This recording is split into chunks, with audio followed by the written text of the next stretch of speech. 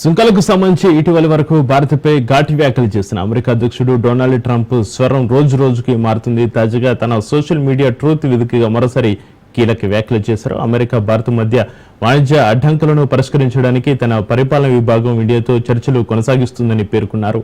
ఈ అంశంపైన తన మిత్రుడైన భారత ప్రధాని మోడీతో వచ్చే కొన్ని వారాల్లోనే మాట్లాడేందుకు ఆసక్తిగా ఎదురు చూస్తున్నట్లుగా తెలిపారు. ఈ చర్చలు రెండు గొప్ప దేశాలకు మంచి ఫలితాలు ఇస్తాయని ఆశిస్తున్నట్లుగా వెల్లడించారు.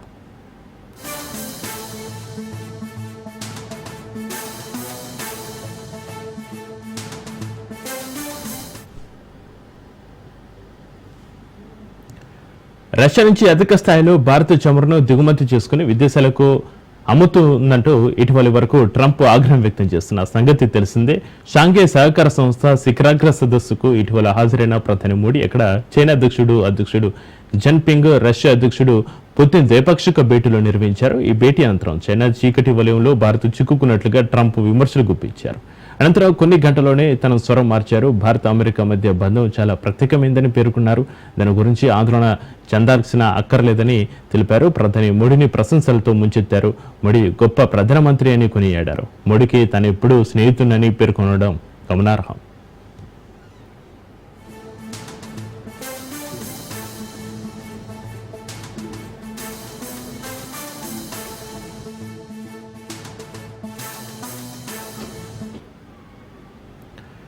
ట్రంప్ ప్రకటనతో భారత్ అమెరికా మధ్య నిలిచిపోయిన వాణిజ్య చర్చలు మళ్లీ పట్టాలెక్కే అవకాశం కనిపిస్తుంది. ఇరు దేశాల మధ్య ఉన్న వాణిజ్య అవరోధాలను తొలగించేందుకు చర్చలు పునఃప్రారంభించనున్నట్లుగా అమెరికా అధ్యక్షుడు డొనాల్డ్ ట్రంప్ మంగళవారం ప్రకటించారు.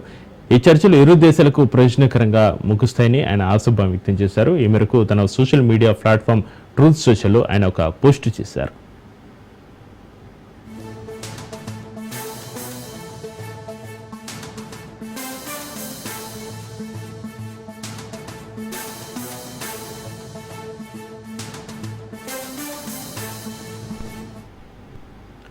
కొద్ది రోజుల క్రితం వైట్ హౌస్ లో మాట్లాడుతూ ట్రంప్ కాస్త భిన్నమైన వ్యాఖ్యలు చేయడం గమనార్హం. ప్రధాని మోడీ తనకు ఎప్పటికీ మిత్రుడేనని, భారత అమెరికా సంబంధాలు చాలా ప్రత్యేకమైనవని చెబుతూనే ప్రస్తుత సమయంలో మోడీ చేస్తున్నది తనకు నచ్చడం లేదని వ్యాఖ్యానించారు.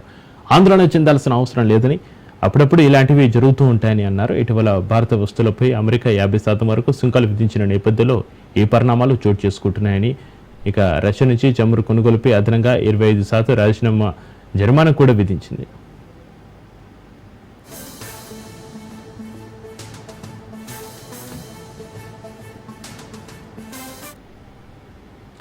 రష్యా నుంచి చమురు కొనుగోలు చేస్తున్నందుకు భారత్పై అమెరికా అదనపు సుంకాలు విధించడంతో ఇరు దేశాల సంబంధాలు బీటలు వారాయి. అయితే యునైటెడ్ స్టేట్స్ అధ్యక్షుడు డొనాల్డ్ ట్రంప్ తాజాగా ఇరు దేశాల మధ్య వాణిజ్య అడ్డంకులను పరిష్కరించుకునేందుకు అమెరికా, భారత్ తిరిగి చర్చలు ప్రారంభిస్తాయని ప్రకటించారు.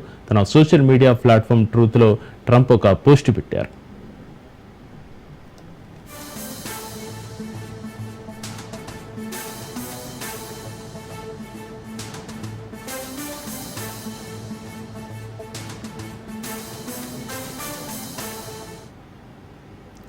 ట్రంప్ పోస్టుపై భారత ప్రధాని నరేంద్ర మోడీ స్పందించారు. అమెరికా, భారత్ ఎప్పుడూ భాగస్వాములేనని ప్రకటించారు. ట్రంప్తో మాట్లాడేందుకు తాను కూడా సిద్ధంగా ఉన్నానని మోడీ ప్రకటన చేశారు.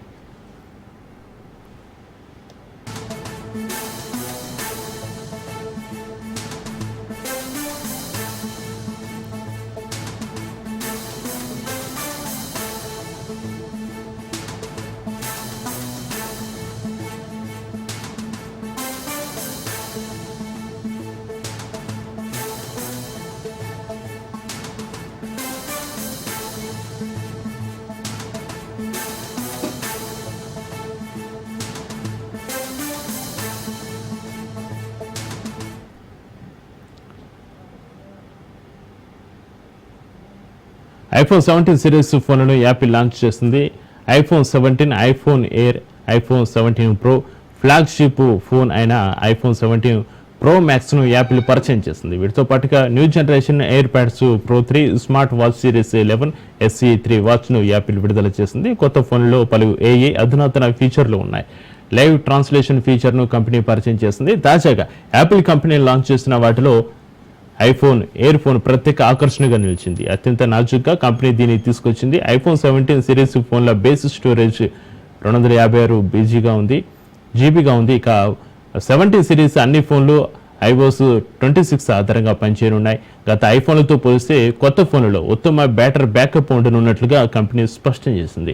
20 నిమిషాల ఛార్జింగ్తో 50% వరకు బ్యాటరీ నిండనున్నట్లుగా యాపిల్ పేర్కొంది. సెప్టెంబర్ 12 నుంచి ముందస్తు ఆర్డర్లు ప్రారంభం కానున్నాయి. సెప్టెంబర్ 19 నుంచి మార్కెట్లో యాపిల్ కొత్త ఫోన్లు అందుబాటులోకి రానున్నట్లుగా కంపెనీ తెలిపింది.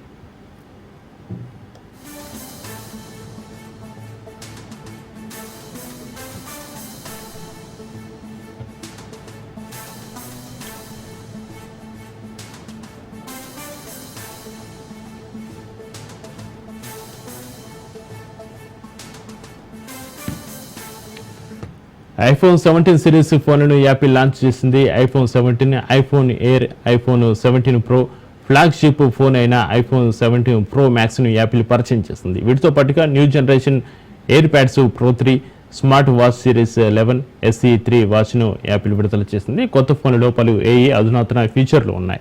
లైవ్ ట్రాన్స్లేషన్ ఫీచర్ను కంపెనీ పరిచయం చేసింది. తాజాగా యాపిల్ కంపెనీ లాంచ్ చేసిన వాటిలో ఐఫోన్ ఎయిర్ ఫోన్ ప్రత్యేక ఆకర్షణగా నిలిచింది. అత్యంత నాజుగ్గా కంపెనీ దీన్ని తీసుకొచ్చింది. ఐఫోన్ 17 సిరీస్ ఫోన్ల బేస్ స్టోరేజ్ 256 జీబీగా ఉంది.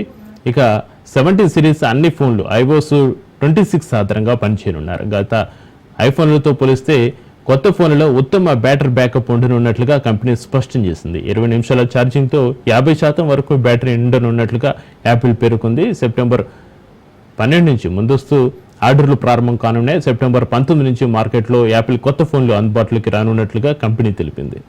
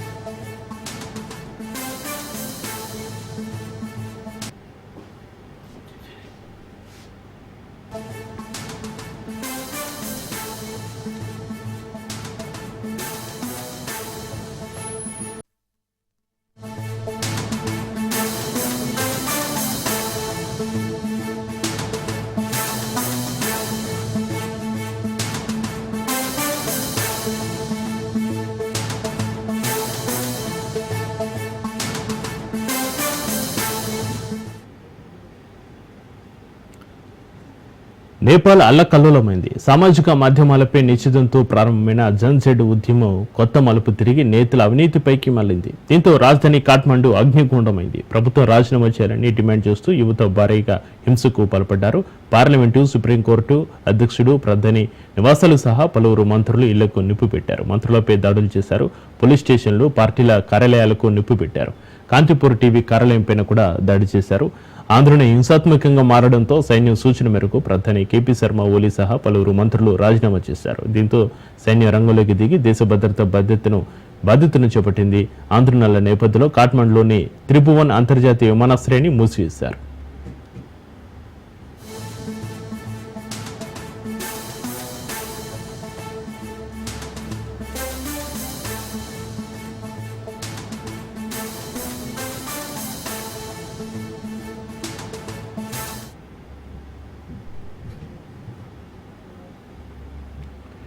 నేపాల్ ప్రధాని KP శర్మ ఓలీ నేతృత్వంలోని ప్రభుత్వం అవినీతిలో కూరుకుపోయిందని ఇటీవల సామాజిక మాధ్యమాల్లో జనరేషన్ జెడ్ ప్రచారం ప్రారంభించింది. ఈ నేపథ్యంలోనే వారిని అడ్డుకునేందుకు ప్రభుత్వం సామాజిక మాధ్యమాలపై నిషేధం విధించింది. దీంతో యువతరం బగ్గుమంది. సోమవారం పెద్ద ఎత్తున ఆందోళనలకు దిగడంతో పోలీసులు జరిపిన కాల్పుల్లో 19 మంది మరణించారు. పరిస్థితి తీవ్రంగా మారడంతో దిగొచ్చిన ప్రభుత్వం సామాజిక మాధ్యమాలపై నిషేధాన్ని ఎత్తేస్తుంది. అయినా యువత శాంతించలేదు. మంగళవారం ఒక్కసారిగా రోడ్లపైకి వచ్చారు. అవినీతి నేతలపై చర్యలు తీసుకోవాలని డిమాండ్ చేశారు. కర్ఫ్యూ ఉన్నా లెక్క చేయకుండా కాలంకి, భువనేశ్వర్, చపగాన్, టేకులలో ఆందోళనలకు దిగారు. ఇక రాజధానిలోని పలు ప్రభుత్వ కార్యాలయాల్లోకి చొచ్చుకెళ్లి విధ్వంసం సృష్టించారు. మాజీ ప్రధాని పుష్ప కమాల్ దాహల్తో పాటుగా కమ్యూనికేషన్ల శాఖ మంత్రి పృథ్వీ సుబ్జా గురాంగ్, మాజీ హోంమంత్రి రమేష్ లెక్కకీలపైన దాడి చేశారు.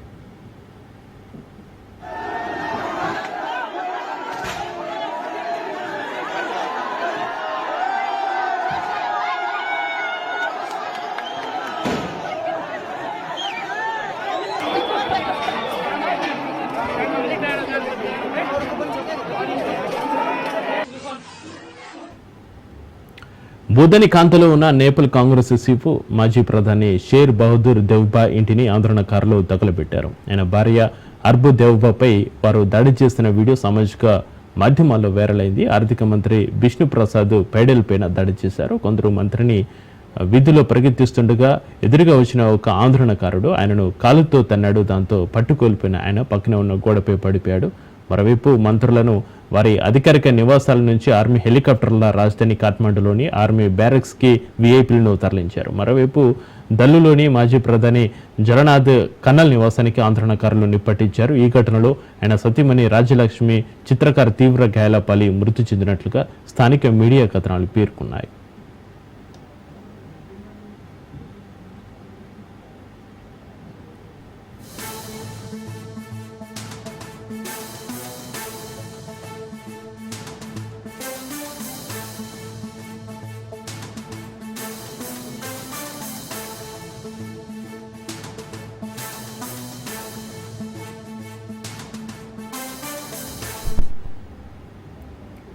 ప్రధాని ఓలీ రాజీనామా చేసినందున ఆందోళనకారులు శాంతించాలని నేపాల్ సైన్యంతో పాటు ఇతర భద్రతా సంస్థలు విజ్ఞప్తి చేశాయి. ఏ సమస్యనైనా చర్చల ద్వారా పరిష్కరించుకుందామని పిలుపునిచ్చాయి. యువత ఆందోళనల నేపథ్యంలో సంకీర్ణ కుటుంబంలోని పలువురు మంత్రులు రాజీనామా చేశారు. ఇద్దరు నేపాలీ కాంగ్రెస్ మంత్రులు రామ్నాథ్ అధికారి, ప్రదీప్ పౌడెల్ రాజీనామా చేశారు. తమ పార్టీ మంత్రులు ప్రభుత్వం నుంచి వైదొలగాలని సీనియర్ నేపాలీ కాంగ్రెస్ నేతలు బిమలేంద్ర నిధి, అర్జున్ నర్సింగ్ కేసీ సూచించారు.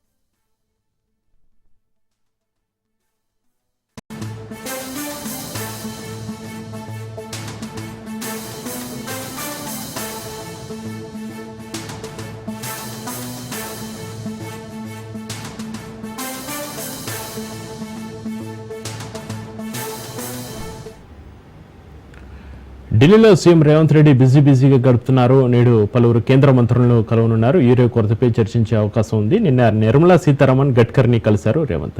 త్రిపుల్ పనులకు అనుమతులు ఇప్పించాలని విజ్ఞప్తి చేశారు. ఇటీవల తెలంగాణలో భారీ వర్షాల కారణంగా జరిగిన పంట ఆస్తి నష్టంపైన అధికారులు ఇచ్చిన నివేదికను కేంద్ర మంత్రి నిర్మలా సీతారామన్కు అందజేశారు.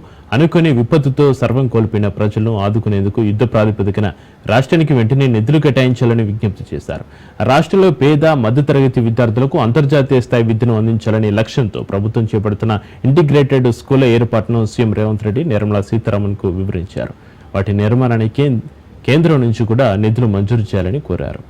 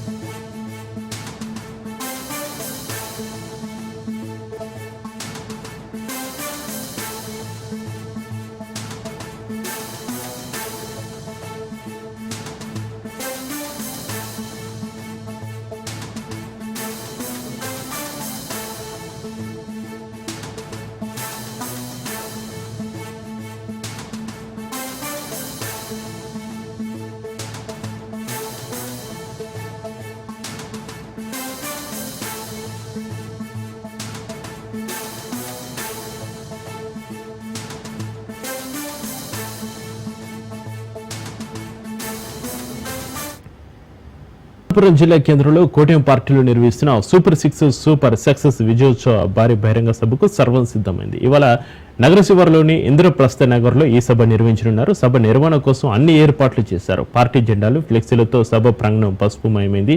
సభకు టీడీపీ అధినేత చంద్రబాబు నాయుడు, జనసేన అధ్యక్షుడు పవన్ కళ్యాణ్, టీడీపీ ప్రధాన కార్యదర్శి నారా లోకేష్తో పాటుగా ఎమ్మెల్యేలు, ఎంపీలు, సీనియర్ నాయకులు పాల్గొన్నారు.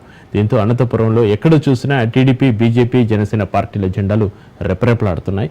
నగరంలోని ప్రధాన రహదారిలో నేతల ఫ్లెక్సీలతో నిండిపోయింది. ఆయా పార్టీల అధినేతలకు ముఖ్య నాయకులు స్వాగతం పలుకుతూ ఫ్లెక్సీలను ఏర్పాటు చేశారు. నగరం అంతా పండుగ వాతావరణంతో సందడిగా మారింది. మరోవైపు సభస్థలం వద్ద కూడా ప్రజలకు ఎలాంటి ఇబ్బందులు లేకుండా ఏర్పాట్లను చేశారు. ఇతర ప్రాంతాల నుంచి వచ్చే వాహనాల కోసం దాదాపుగా 20 ఎకరాలలో పార్కింగ్ స్థలాన్ని ఏర్పాటు చేశారు.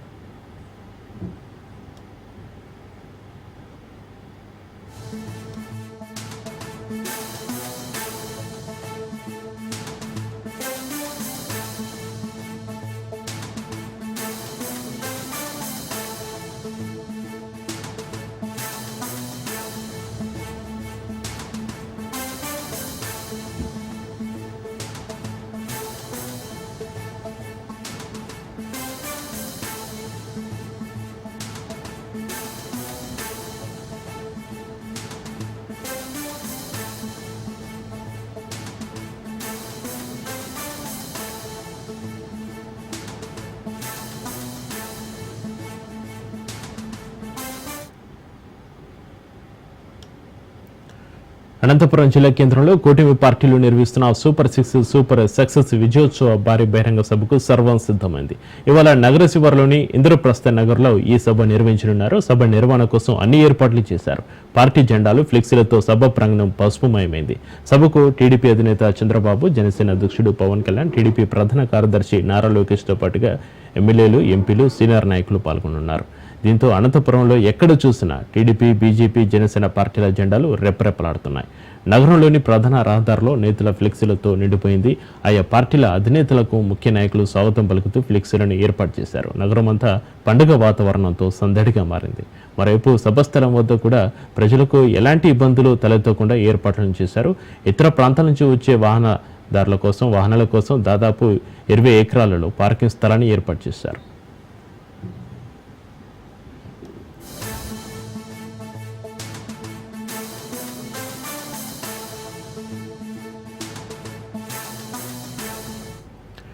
కాంగ్రెస్ హయాంలో ఎల్లంపల్లి పూర్తి కాలేదన్నారు మాజీ మంత్రి హరీష్ రావు. బీఆర్ఎస్ వచ్చాకే ఎల్లంపల్లిని పూర్తి చేశామని, రేవంత్ లాగా తమ చిల్లర రాజకీయాలు చేయలేదన్నారు. ఎల్లంపల్లి సామర్థ్యానికి తగ్గట్లు ఇప్పటికే వినియోగంలో ఉందన్న ఆయన ఎల్లంపల్లి నుంచి హైదరాబాద్కు నీళ్లు తీసుకొస్తా అని రేవంత్ అబద్ధాలు చెబుతున్నారన్నారు.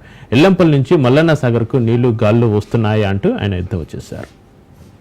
రేవంత్ రెడ్డి గారు ఎంత బాధ కలుగుద్దంటే, ఆ రోజు అక్కడ ఈ మల్లన్న సాగర్ కట్టద్దని 48 గంటల దీక్ష చేసిండు. 2008-9 రాజశేఖర రెడ్డి మల్లన్న సాగర్ కట్టి ఉంటే నువ్వు 2016లో వచ్చి దీక్ష ఎందుకు చేసినావు మల్లన్న సాగర్ కట్టద్దని?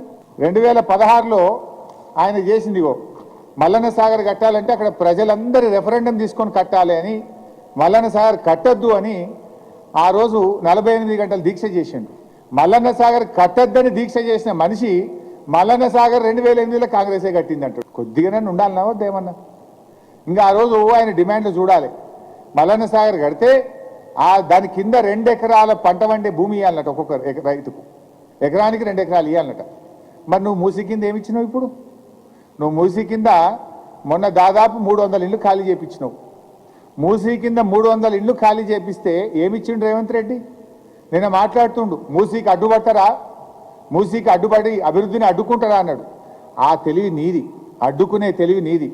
ఆనాడు మల్లన్న సాగర్ కడితే కేసీఆర్ గారికి మంచి పేరు వస్తుందని, ప్రజలు బతుకుతారని, బీఆర్ఎస్ చరిత్ర పుటల్లో నిలబడుతుందని 48 రోజులు దీక్ష బట్టి ప్రజల్ని రెచ్చగొట్టినావు. నువ్వు 2 ఎకరాల సాగు భూమి ఇవ్వాలన్నావు, 5 అంతల పరిహారం ఇవ్వాలన్నావు.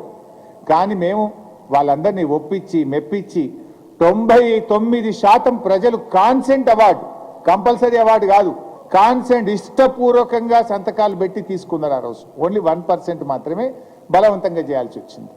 ఆ రోజు ఇదే కాళేశ్వరం ప్రాజెక్టు ఫెయిల్డ్ ప్రాజెక్ట్ అని మంత్రి వివేక్ వెంకటస్వామి విమర్శించారు. మల్లన్న సాగర్ ఒక పెద్ద కుంభకోణం అన్నారు. మల్లన్న సాగర్ గురించి కేటీఆర్ చేసిన వ్యాఖ్యలు నిజం కాదన్నారు. మల్లన్న సాగర్కు ఎల్లంపల్లి నుంచి వస్తున్నాయని అన్నారు. కేటీఆర్ ఫామ్ హౌస్ కోసమే కొండపోచమ్మ మల్లన్న సాగర్ కట్టారని అన్నారు. ఇరిగేషన్ ప్రాజెక్టులపై కేటీఆర్కు అవగాహన లేదన్నారు. పాత ప్రాజెక్టుల ద్వారానే హైదరాబాద్కు నీళ్లు వస్తున్నాయని అన్నారు.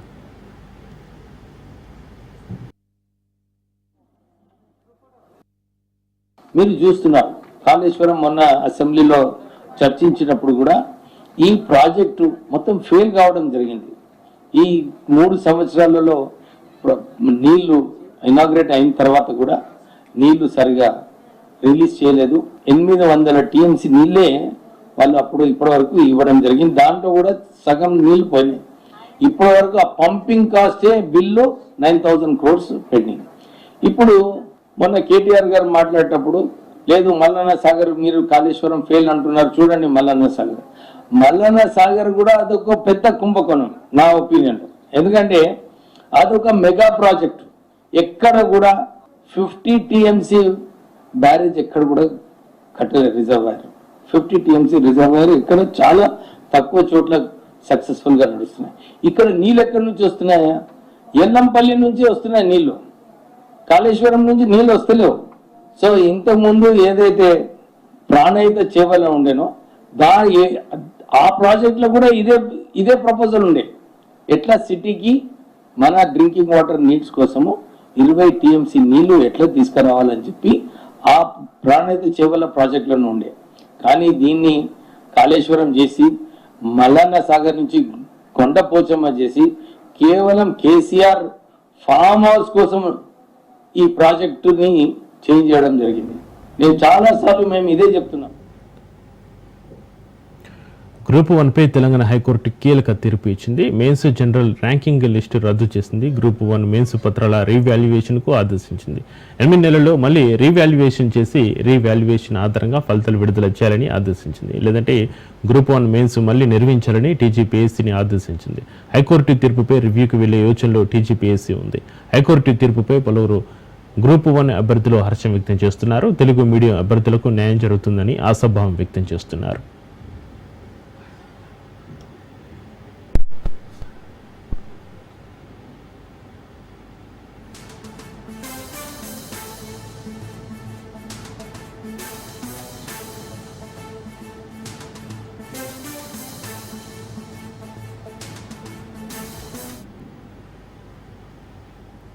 గ్రూప్ 1 పరీక్షలో అక్రమాలు జరిగాయని నిరుద్యోగులు సాక్ష్యాధారాలతో సహా ప్రభుత్వానికి విజ్ఞప్తి చేసినప్పటికీ టీజీపీఎస్సీ మొండిగా వివరించిందన్నారు మాజీ మంత్రి కేటీఆర్. నిరుద్యోగుల ఆరోపణలను వారి లేవనెత్తిన అంశాలను పట్టించుకోకుండా మూర్ఖంగా ముందుకు పోయిందన్నారు. ఇప్పటికైనా పంతాలకు పోకుండా హైకోర్టు లేవనెత్తిన అనేక లోపాలను దృష్టిలో ఉంచుకుని తీర్పును వెంటనే అమలు చేయాలన్నారు. మాట్లాడితే ఒక్కొక్క మంత్రి ఒక్కో నంబర్ చెప్తున్నాడు. ముఖ్యమంత్రి 60,000 ఉద్యోగాలు ఇచ్చినామంటాడు. లెజిస్లేటివ్ అఫైర్స్ మినిస్టర్ గారు 70,000 ఉద్యోగాలు ఇచ్చిన అంటాడు. బీసీ వెల్ఫేర్ మినిస్టర్ గారు 1,00,000 ఉద్యోగాలు ఇచ్చినామంటారు. అసలు మీ ప్రభుత్వంలోనే ఒకరికొకరికి ఏం జరుగుతుందో తెలియదు. అసలు అబద్ధం చెప్పినా అతికినట్టు ఉండాలా. మంత్రులు ఒకరేమో 1,00,000 అని, ఒకరేమో 70,000 అని, అట్లాగే మరొకరేమో ముఖ్యమంత్రి గారేమో 60,000 ఉద్యోగాలంటే ప్రజలు నవ్వుకుంటా ఉన్నారు. పెద్దలు రాహుల్ గాంధీ గారిని కూడా మేము డిమాండ్ చేస్తున్నాం. మీరే చెప్పినారు, ఇక్కడ స్థానిక నాయకులు చెప్తే తెలంగాణ యువత నమ్మలేదు. ఇవాళ 2 ఉద్యోగాలు ఊడగొడితే మీకు 2 లక్షల ఉద్యోగాలు ఇస్తామని మాటిచ్చారు. కేసీఆర్ ఉద్యోగం, కేటీఆర్ ఉద్యోగం ఊడగొట్టండి, 2 ఉద్యోగాలు ఊడగొడితే మీకు 2 లక్షల ఉద్యోగాలు ఇస్తామని మీరు చెప్పారు. మీకు 2 ఉద్యోగాలు వచ్చినాయి. రేవంత్ రెడ్డి గారికి 1 ఉద్యోగం వచ్చింది, రాహుల్ గాంధీ గారికి ఇంకో ఉద్యోగం వచ్చింది. ఇంకొక మాట కూడా